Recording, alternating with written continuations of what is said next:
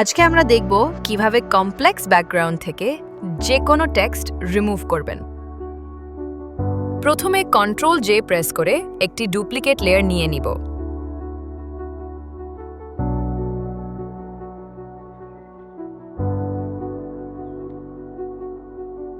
তারপর টেক্সট ভালো মতো সিলেক্ট করার জন্য আমরা মেনু অপশন থেকে সিলেক্ট, তারপর কালার রেঞ্জের উপর ক্লিক করব। এরপর স্যাম্পল কালারে ক্লিক করে টেক্সট কালার সিলেক্ট করে নিব। এরপর ওকে দিয়ে দিব।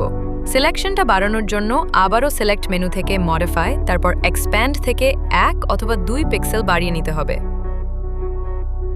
টেক্সট ভালো মতো সিলেক্ট হবার পর এবার আমরা মেনু থেকে এডিট, তারপর ফিল অপশনে ক্লিক করব, তারপর কন্টেন্টর সিলেক্ট করে ওকে দিয়ে দিব।